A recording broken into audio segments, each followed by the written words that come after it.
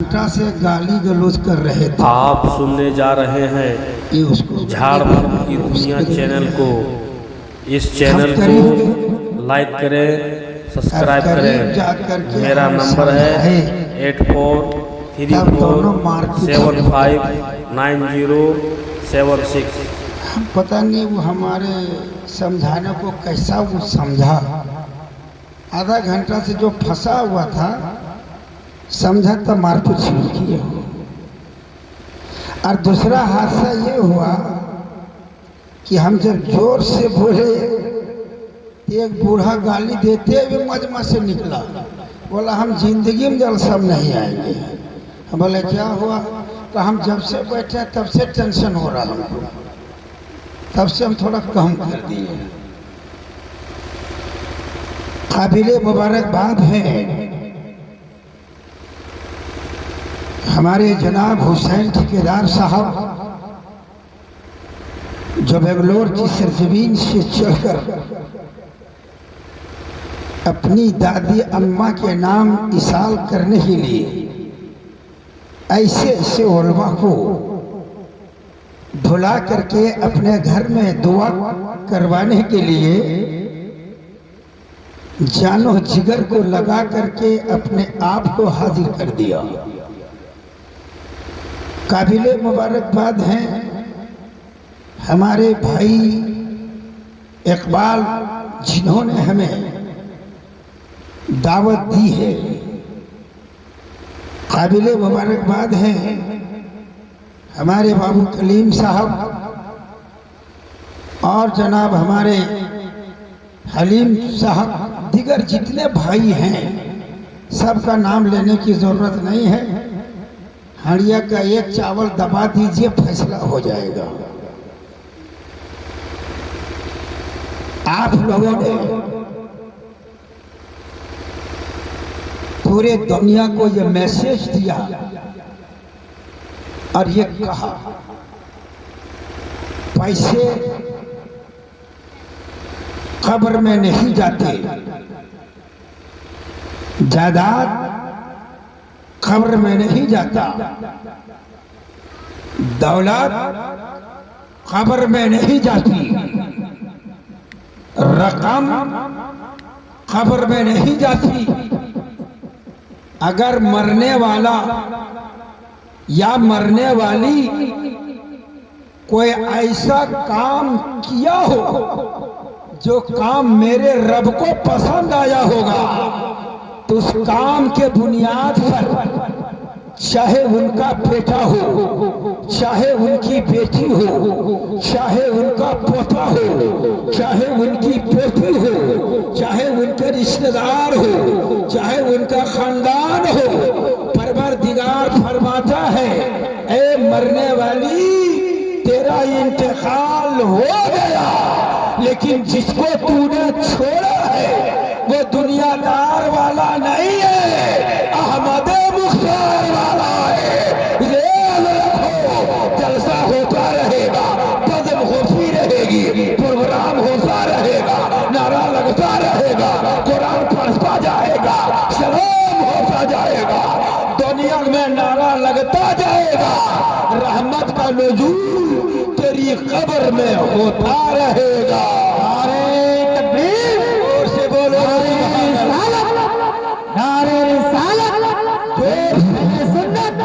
जिंदाबाद जिंदाबाद। आप लोग सिकुड़ गए ठंड में। सेक्रेटरी महोदय हाशिम साहब बहुत पुराने हैं हमारे, दुनिया वाले लगभग मेरे सब पुराने ही हैं। ये आप लोगों का हुस्न ज़न है कि हमको आप लोग बार बार बुलाते हैं, वरना आजकल पुराना माल लेता कहाँ है कौन? सब तो मोडिफाई करना चाहता है। अभी एक लड़की की शादी हो रही है तो मोबाइल से वो कौन डिजाइन बताई है कि कहीं क्षेत्र में मिल ही नहीं रहा। बोला मेरा जो लहंगा का बेलोज होगा उसका डिजाइन यूट्यूब से निकाले हैं। अब पूरे क्षेत्र में खोज रहा है लड़का। लड़का को लग रहा है कि हम जन्नत जा रहे हैं, और लड़की को लग रहा कि हम तो जन्नत पहुंच गए। आज का तो दौर ये है, दौर यही नहीं है। बाप परमा खड़ा है साइड में, फैसला दोनों कर रहा है। तो बस मैं तवज्जो करूँ बोलने कलाम से, थोड़ा सा आप लोग बैक सपोर्ट। खुदा की कसम मैं नहीं बोलूँगा कि मैं नमाज पढ़ने मस्जिद गया। ये हमको पता नहीं काहे बड़ा एहसास होता है कि मैं कहूँ कि मैं नमाज पढ़ने गया, ये हमको बहुत खराब लगता है। यानी नमाज का बाजार हम नहीं लगाते, लेकिन मैं मस्जिद गया। मैं सजदे में सर रखा। खुदा बेहतर जानता है, और मैंने दिल से दुआ करी, यह अल्लाह दुनिया के मुसलमानों को और तौफीक दे। दिन ब दिन मस्जिद की तरक्की मैं आ रहा हूँ, बार बार मैं देख रहा हूँ। डबल गीजर और भी जो आप लगाए हैं मैंने सब देखा। मस्जिद की तरक्की दिन ब दिन हो रही है। दुनिया में सबसे अच्छी जगह कोई है तो उलमा कराम से पूछ लीजिए। सहाबा ने पूछा था रसूल से, या रसूल अल्लाह सबसे खराब जगह दुनिया में कहाँ है? अगर हम लोग पूछ लें आप लोगों से तो आप लोग सोचने लगेगा कहाँ बोले, कहाँ खराब जगह है। एक लड़का बोला सबसे खराब जगह ससुराल है। बोला बदतमीजी करेगा तुम, ससुराल की बदनामी करेगा, उसकी बीवी आओ बताते हैं तुमको, ये सब काम मत करिएगा। साहबा ने पूछा या रसूल अल्लाह सबसे खराब जगह कहाँ है? तो नबी ने फरमाया सबसे खराब जगह बाजार है। ये हदीस है, आप देख लीजिए। एक कप चाय पीने बैठ जाइए, पूरे घर की स्टोरी मालूम हो जाएगी। एक कप चाय में पूरा दुनिया का डाटा डॉक्यूमेंट्स आपको मिल जाएगा बाजार में, होटल में। तो सहाबा ने पलट के पूछा कि या रसूल अल्लाह सबसे खराब जगह अगर बाजार है तो सबसे अच्छी जगह कहाँ है? तो कहा मस्जिद। सुभान अल्लाह, सबसे अच्छी जगह मस्जिद। और आप लोगों ने जो संवारा है, खुदा की कसम मैं तारीफ नहीं कर रहा हूँ। कल क़यामत का दिन होगा, अदालत लगी रहेगी, शामियाना तना रहेगा, रसूल का गेट में पाक लहरता रहेगा, मलाइका का हुजूम होगा, फरिश्तों की जमात होगी, आलमे नफ्सी नफ्सी में हम सब रहेंगे। फरमाया जाएगा, रब पूछेगा ऐ महबूब ये सब गुनहगार है, ये सब खताकार है, ये सब सजाकार है, मैं कैसे बख्शूं, मैं कैसे माफ करूं? कि मेरे आका फरमाएंगे मौला गुनहगार जरूर है, खताकार जरूर है, सजाकार जरूर है, गुनहगार जरूर है, परवरदिगार ए परवरदिगार ये खताकार है, सजाकार है, गुनहगार है, लेकिन कलेजा फाड़ के दे ये गद्दार नहीं है, तेरे नबी का वफादार है, तेरे रसूल का वफादार है। यहाँ के जिंदा दिल मुसलमान नारे तकबीर नारे रिसालत। और समारिये मस्जिद को, चाहे सदर कोई हो, सेक्रेटरी कोई हो, और सदर अगर आप नहीं रहे तो आप दुश्मनी का डंडा लेकर मत घूमने लगिए कि हम देखेंगे कैसे चलेगा। ये जुमला गलत है। खुदा का घर वही खिदमत करता है जिसको खुदा चुन लेता है। याद रखिएगा, जिसको जिसको मौका मिल रहा है आप लोग संभालिए। बहुत अच्छा लगा हमें, हमारे सेक्रेटरी महोदय जनाब हाशिम साहब ऐसा जलवा बिखरिए कि हम पूरे हिंदुस्तान में बांटें कि मेरे जिला गिरिडीह में एक जगह दुनिया है जहाँ की मस्जिद देखने के बाद आप नहीं कहिएगा कि यह दुनिया की मस्जिद है। कभी कलकत्ता का सफर करेंगे, कभी बम्बई का सफर करेंगे, महाराष्ट्र का सफर करेंगे, कभी पूना का सफर करेंगे, कभी नेपाल का सफर करेंगे और आप कहने पे मजबूर हो जाएंगे कि गुदड़ी में लाल देखना हो तो कोई और जिला जाने की जरूरत नहीं है। गिरिडीह के जिले में दुनिया की एक जगह है, वहाँ की मस्जिद देखो। मस्जिद देखने के बाद कभी गुंबदे खदरा का ख्याल आएगा, कभी खुदा का घर काबतुल्लाह का ख्याल आएगा। आप लोग सुभान अल्लाह बोलिए। आप लोग क्या चाह रहे हैं? कुछ नहीं बोलिए, मत बोलिए। हाँ, समझने की जरूरत नहीं है, बगैर समझे जलसा बोला जाता है। हम अभी गए थे मध्य प्रदेश। अल्लामा मंजूर साहब, ये जितनी बात मैं बोल रहा हूँ, नाम आपका इसलिए नहीं ले रहा हूँ ताकि लोग ये ना कह दें कि मौलाना मंजूर साहब कुछ बोले हों। हम नहीं जान रहे हैं कि आपने पूरी जिंदगी दुनिया में लगा दिया और आपका मदार भी यहीं बनेगा। कितना खुश है आपके मरने पर से।